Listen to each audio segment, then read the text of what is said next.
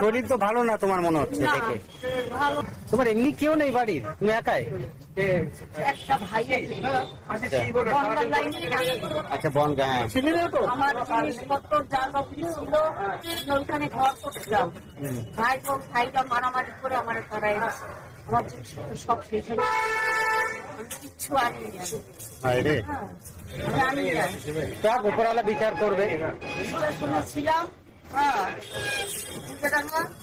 ছেলেটা নেশা করে, আর আমি বলবো না কাম পুরো বসা পুরো বলতেছে দাঁড়াও না, ঠাকুর একটা রক্ষা করবে, কাম করে কোথায় যাবো? মান সম্মানের ব্যাপার। একদম একদম।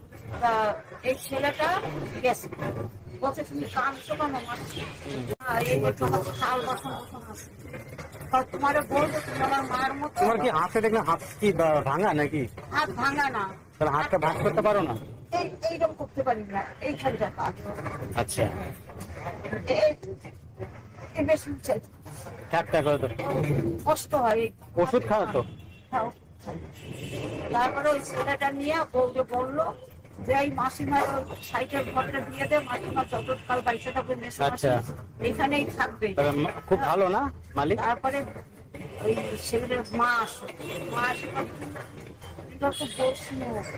হ্যাঁ ঠিক আছে থাকেন, হ্যাঁ আপনাদের কিছু ঠিক হবে না, মালিক বলছে।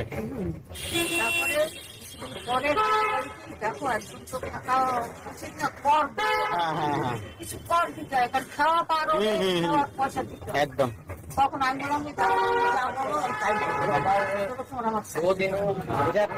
ভালো।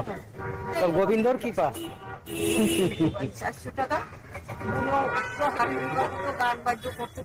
আচ্ছা চলে যেত, মারা যাওয়ার পরে আমি আসি। না না ঠিক আছে, ভালোই, সব উপরওয়ালার দয়া।